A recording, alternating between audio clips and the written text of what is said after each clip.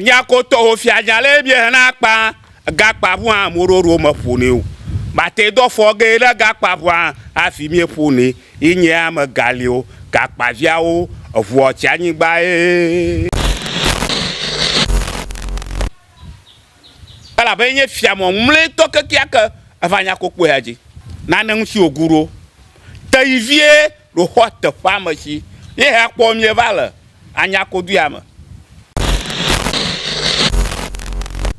na nye ba ya gbogbon ba manye miawe nya mazozu to ke kiaka ahika no trogbo ano atrondom na anya ko o de ma bie khaya aduami bie la mulo ayo die khofima vosaredze vosa ya on to eve mi on miagbo ba vosa dzeni afi okoya ave nyame ho la fi mi we va no asama so fie kaka nwoke ba dak ba hana mi o ayata achinya aje tsula nyakwa mi avi o la afugodo tepo o mi ayon ba mi vozo agbe abloba besine achia ba va popopo kwana no zoga gblona mie nya ma he ola trongbo mie nya hao wono nyi aro marami ba miomi ko safie dadore ye awo malamane na ma ye ba awo ye ntona va dogbo aso ko shira va mia wo trongdo ya ko va klan ho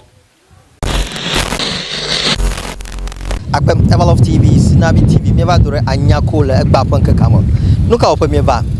Duma vio nyame yo ke be yo a press release to here de go. Kude ope fiaga togbi tenge jukuto gulugi enyame ke de nyagbe de ka varo dare hikama. Ike duma vio be aw. Mo jore ke mu ike yo ha yo adenya de ka vama adadi plus be eduamna se ma hauna se enu ke tutu jojom le anyako duama. Egba Evalov TV, Sinavi TV, Mieva Fia Miapong Mokata Teponami. Jagba na subscribe to the channel on YouTube and on my Facebook, TikTok, Mielafma. Subscribe to the channel and be part of it. Me, man. Let me say, Enyayo, Tobi, Tengete, Jokoto, Glugri, Andrelia, Derego. Anyakovio, Anyakoto, Miadoto, Miasi. The afiado bune na manyama bulao asasana ubana bufia ye asasana ubana bumao ta ameyo ashia dumre nayo agbo bayo konwom he wo for them the nayo badu wana onwa manya mama wenya nayo nwolao na mi mlonya mi kuadre nya hana mlonya ma kuadre alaba atron gbogbo ba vodu katara anya shime wola la nyakwo nuyo glona nama nyomi masado ta na madafo ajaba mi asagoma anoyo yama nya wonu anyito eyi plaga ikomi plaba yo na yo nu nyasi ba mi da fora amama bu mabuji ta numa mawodo na yo ashi komaroji na manyo nu ya no jojom fia nyanto mi akwe ayi mabia ba mi asanyagba ala ba nku ya mato manya yela taunani atoga toye manya nuye masana mi masago ina mafunwa mi asanyagba na duanachi aduana yingo nunyuna maunava vivina nomiama nyaba jioma nafa na mi apen no duama mi an office abi abanyako view ne abanyako towe ne asa vivi mi abodo ho nanyo mi abodo na mo edo wa mo na adzame ŋu eta mi se nye gbe ne enuwo li ɖe eka ɖo nɔe abe tatɔ ene kɔ mino yo nye me ne miayi ɖɔɖɔɖɔ kɔ miaɖɔƒe akpe na mi. Abale kene bla miayi ekpɔ nu yiwo katã wo ɖe gblɔ enu yawo ta ye dumeviwo be yewoaɖe nya ɖeka eve agblɔ ku ɖe eƒe nyagbe yiwo da ɖe xixea me ŋu mi ne miakpɔ enuwo katã le egba ƒe ŋkekea me enu yiwo dzɔ le anyakoku ɖe nayo ƒe nyawo ŋu etsi ƒe nyawo ŋu afi yiwo ke game to fi yiwo game to enu yiwo katã ku ɖe anyakodoa ŋu kɔa mi miakpɔ katã le egba ƒe ŋke dzagba subscribe to the channel and be part of this great family akpe.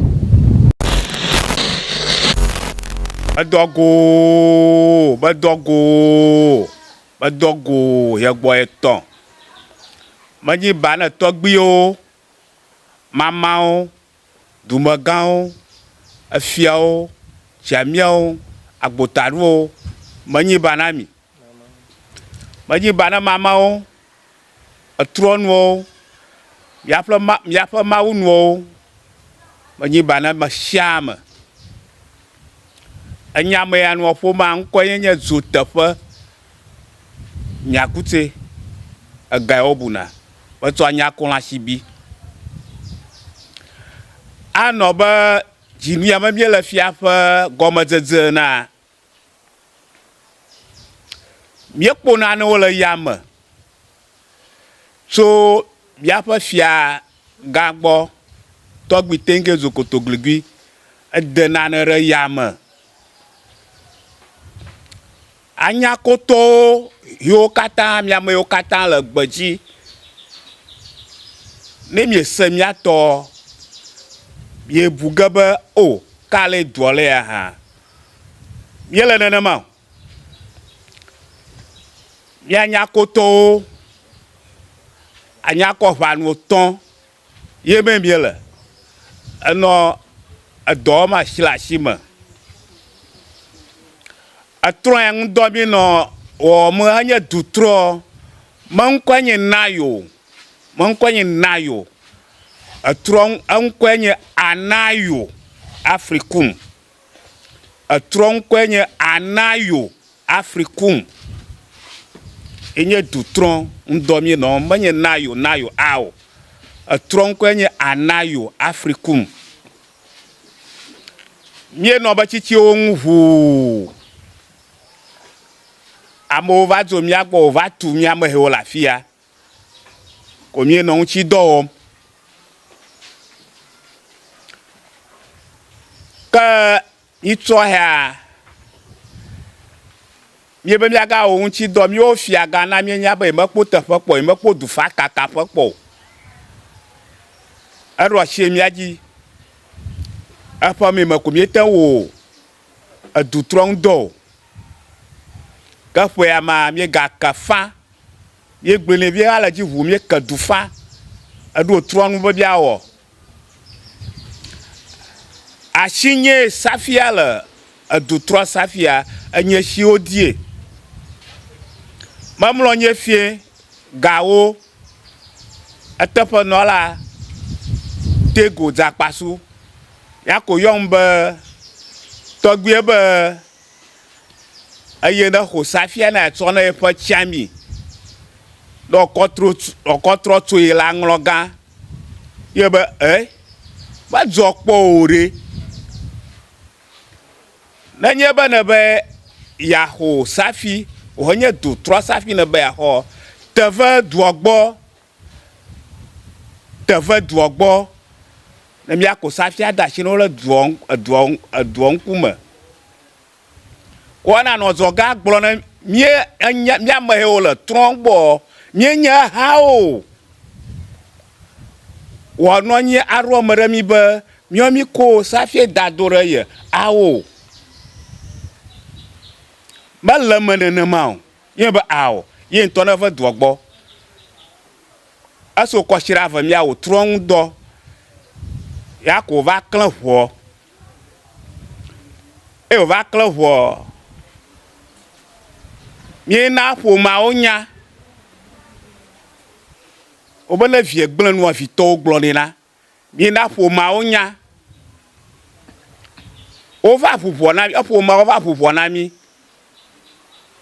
míewo etrɔnua hedro ɖi aŋlɔwo gblɔna be ne gblɔ nyamegblẽ ɖe dzi wogblɔna be evivi nu me gake ne gblɔe yi ke wògbo numevivia dzia wogblɔna be edalakpa tɔgbie dalakpa gbãtɔ yi wòda ye nye míegblɔna ye be ameyiku yiwo etso safia na mia míegblɔna ye be yi ne yi ɖe ameyikuwo gbɔ ne yeava ya axɔ wova xɔ safia na ye enye le akpa gbãtɔ wòda anyakotɔwo fianya le bie hena akpa gakpa ʋu hã ameɖoɖo me ƒonɛ o mate dɔ fɔ ge ɖe gakpa ʋu hã hafi mie ƒonɛ yenye ame galiwo gakpaviawo eʋua tsi anyigba ye alo ya anyakotɔwo fianya le bie hena akpa gakpa ʋu hã ameɖoɖo me ƒonɛ o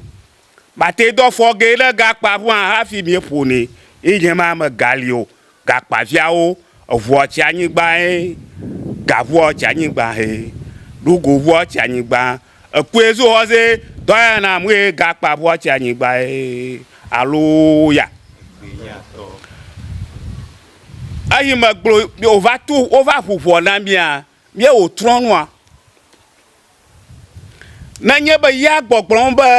menye míawoe nye ame dzɔdzɔetɔ kekeake eyi ke no trɔ gbɔ o ano etrɔ ŋdɔ wɔm na nyakɔwo de ma bie xe ya edua mi bie na mu lo eye wodi xɔ fi ma vɔsa ɖe dze vɔsa ya wo ŋutɔ eve miawɔ miagbɔ be vɔsa dze nɛ hafi wokɔ ya ve miame yiwo le afia miawo va nɔ eza me tso fiefie keke ŋu ke be da kpe hã na mi o be da kpe hã na mi o miame yiwo be miedze oa fike wòkpɔ nya ya le be asese na wofi na bu fia mianya koto ɖe miebua míawo fiawo ŋutɔ mianya koto miadzi le wo fia bi be ne wodzi wɔ ɖe wo ha me hafi nyia me ne wodzi wɔ wo he ge hafi anyi o numate mieno miadzi le wo gbɔ ne yi kpɔdomi ya ma ɖe duwo be dzi ma kpla ne va aƒe me dziwo la ƒo ge vevie dzi ma kpla kple amemase kpakpla vovototo le wo domi ite miame ka xo wogbanya na mi asiteti miadzi le wogbanya na mi asiteti be ne wodzi ame aɖe nyi di edziwɔwɔ ɣetrɔ ele be na bui elabe ɖevie tagã kple ame ke xoxo tavi be hanya o miame yiwo le trɔ gbɔ wòha boyro ɖe mea menye míawo ŋutɔ koe so míawo dzozro be míanɔ trɔ ya gbɔ wo ɖe awo mele nenema o eye wode safi asi na mia ɖe míawo woke du fa ʋɔnugafi atsi tɔ ta afia asi dze mía dzi keŋ hafi mía le trɔ gbɔ nenye be anyako eduwo wo edɔ wɔm asi le asi me kple woƒe fiawo edudɔwo li ʋuu anyako sukuwo ma titsewo mekpɔ nɔƒe o nesiwo mekpɔ nɔƒe o etsi nyawo du ya me esesẽ na mi mianɔ vodu ʋlima mianɔ vodu ʋlima vodu mianɔ vodu ʋlima aza ɖeke me le anyakoa woagblɔ be eƒe atrɔ fia anyakotɔ za ɖum awo meli o míahe mía ɖokui kɔm ɖe dzi nenye be wobe míawo míebui o eɖe wo fia wɔme 13 le du ya me eyɔ mi ɖe fia ɖe gbɔ etokɔtoko fiawo gbɔ eyɔ mi ɖe fia ɖewo gbɔ be ya yi re gbe míawo míegbe nu katã míawo míaɖe me nɛ ane ohia bia tso safia ne le avanotɔ fia mɔmle ŋkuma ewo ya akplema kafie ŋua ha egbewo miame miadzi le wo fia mi wo he mi adodu metɔe ya te mi tsɔ ŋu ɖe miaƒe efiawo ŋu mi kpɔ kpayira eƒe zidzi vava efiawo kple opinion leaders wo haɖo dumegãwo yewo wɔ takpekpe ɖe dua ŋua megali o agbota ɖewo hã be mokpomo fia edua ɖoko va le liƒo aseble ma ne ali afi o va hã ebe me dɔ ge kpli o ebe me dɔ ge kpli o ɖoko mieli vlavo ko ikoko machine aɖe da ɖe afi aɖe etso gbeƒã ɖeɖe be yeŋo tsi na nyakoa wòde ɖe yameyami abe alea wòde xe ya hã ɖe yameyami fia ne wòde ɖe yameyami be anyakotɔwo ya bo gaɖo problem bo gaɖo fukpekpe aɖeke megali na no tsi o eya ta etsi nya edie tso le anyakoa mia viwo le eƒugodo teƒeteƒewo wo mia yɔ be mievɔ zɔe egbe eblo be besi ne etsia be va kpɔkpɔkpɔ o tsɔ yɔ ko wo gbɔgblɔ me dua me be ya tɔgbi tege dzo kotogligbi eyi ɖe miawo bawo mia gbɔ bubutɔ bawo mia gbɔ ava xɔ ga wohenye baɖeke be nya ne riƒomewo le kple be riƒomewo le o mianya koto miese nya be awo miwo fia ye ma wo riƒome na mi eteƒe du ya gbɔ na ɖe ŋume na mi egbe nyakodua wi ɖe ʋɔnu gafia atsietɔ ta fia egbe hegbɔ etɔ̃ meva o amekplɔla le ma ke ya ne yɔ mi ɖe edɔ tete ge ɖe ŋua amutagba ya gbɔ mi le afia yi ko nye miwo gble hã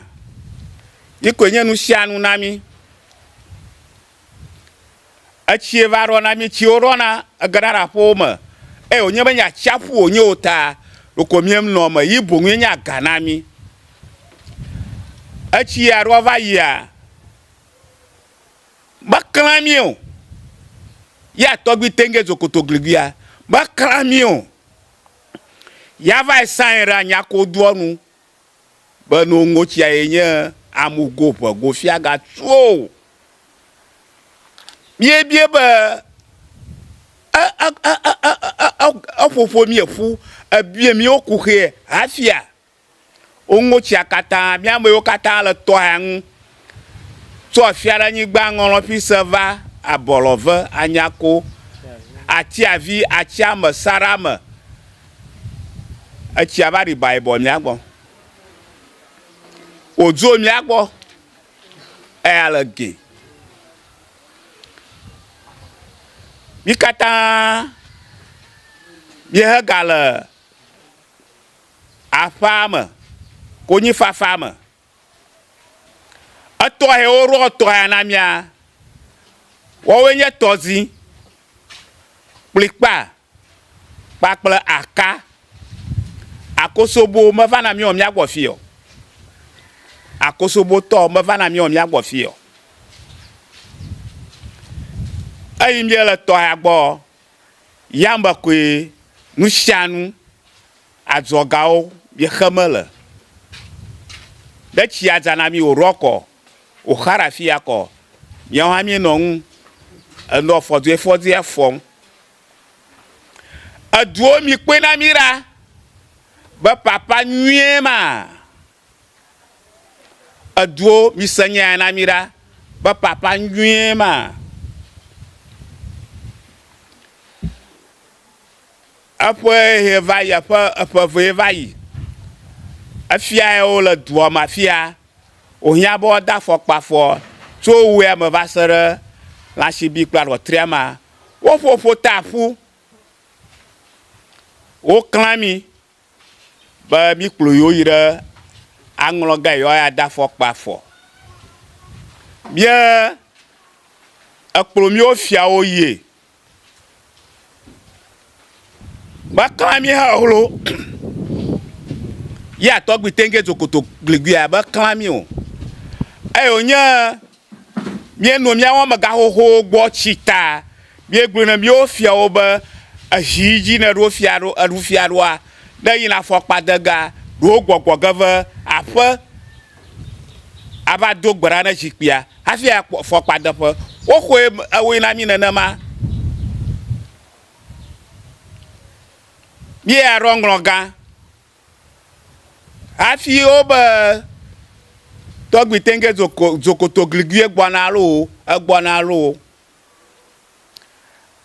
amabule o mienyon ye bu afia o mi amama oke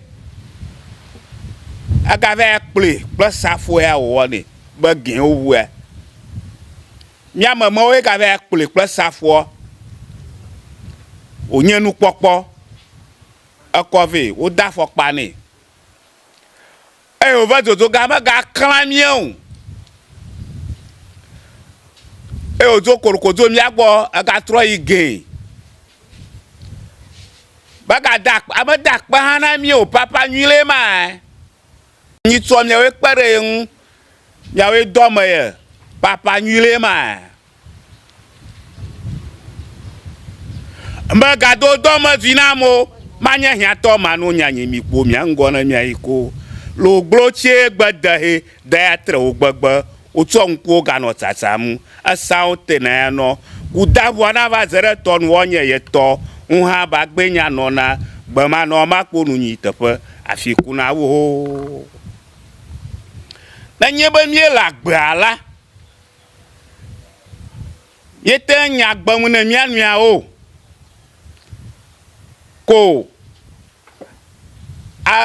anya ko ha miele anglo dramuro ho dramuro go nkuya huala nyamanya na mi yire akwe ave afiango gba o katamune ava trofia bolo ava tron afiabo ye o globe ava magalio ngoyido iwoga wala aduana chiraji nanya ba nana do murami kpoba awni ha manyo mi egblena apomao yesa ngudoru arakao avo mi atonya tafua malaba mi agba mi ozandi la tutopo aro mi anya mi ofo pori la tutopo anyakoto angloto dena bia mi ba anugbagba varwo nu nyira ka ava golomi yike komi ochi nyadara ya mayami yike aga ko fudu nyaga dara ya mayami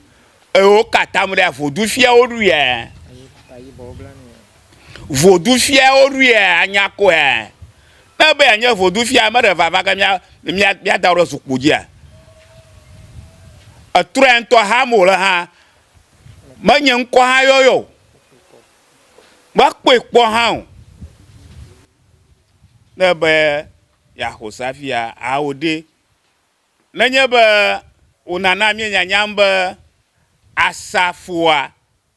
agian ogbo mi atogbi epo la nya la pa avelia oda anyakoa na poruku ati popama o bam hao wo wele topani akplo ove o va fie topani fofo o bam vio o nyenu oli gbagbagbagbagbagbagba topani o bam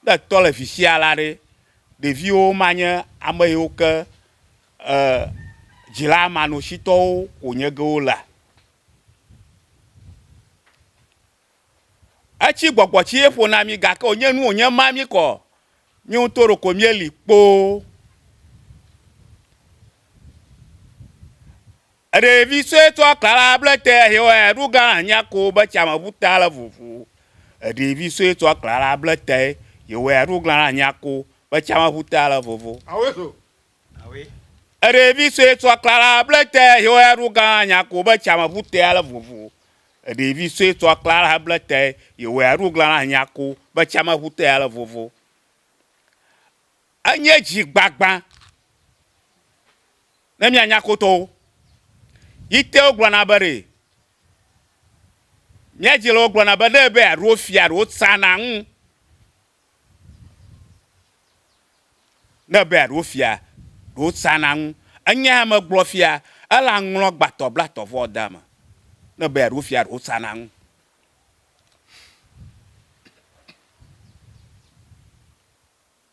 Edu ya me mi la míatɔ ɖiawo wowoe nye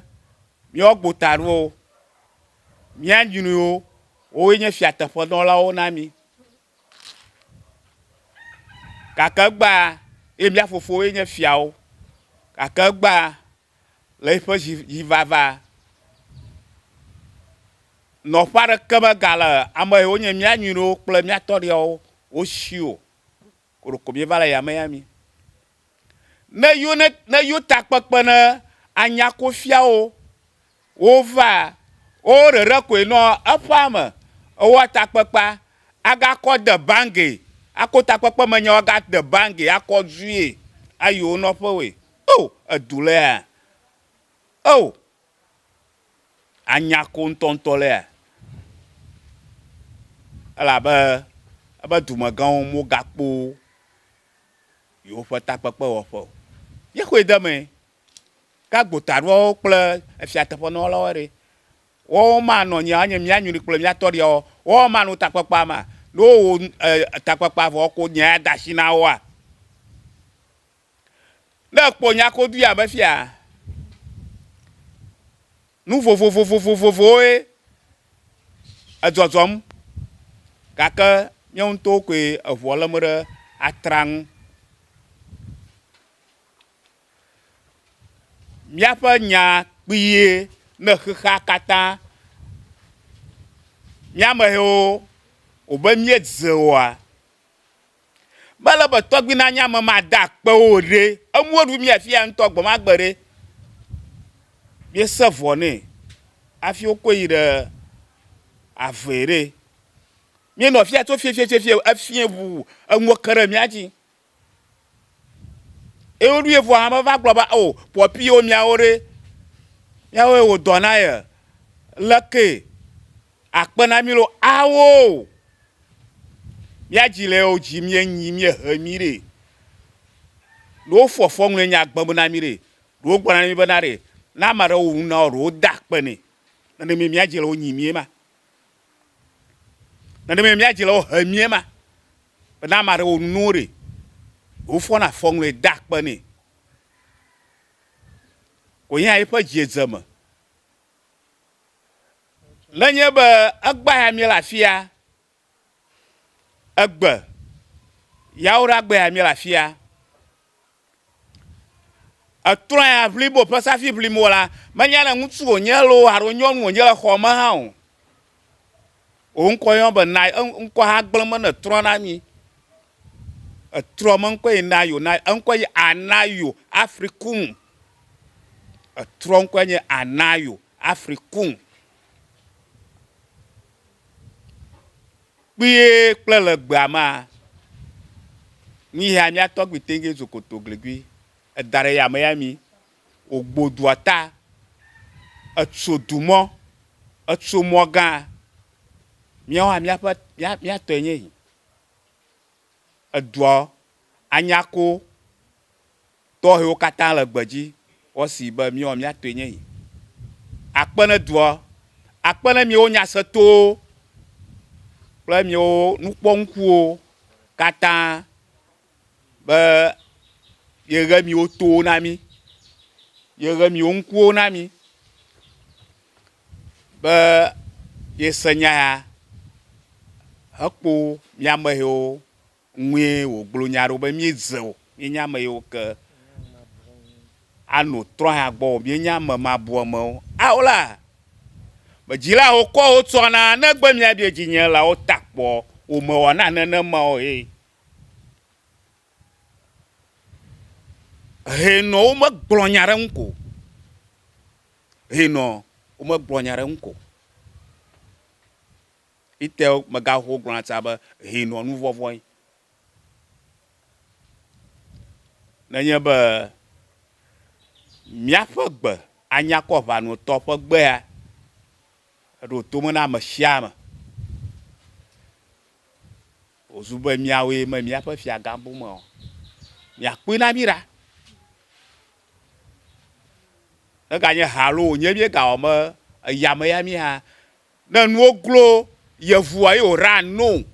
ne nuwo glo ameyibɔ hã ye wòra nyaso ne nuwo glo yevua ye wòra no ne nuwo glo ameyibɔ kɔ hã nyaso wò ɖena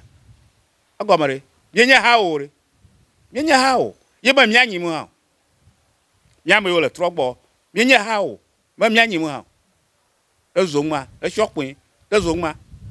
ezuzɔ kaba ŋutɔ akpe ne dua kple xexea katã meda akpe na mi ŋkɔnye nye dzoteƒe egawo buna nyakutse betsɔ nyako le asi bi gboŋi kpi nu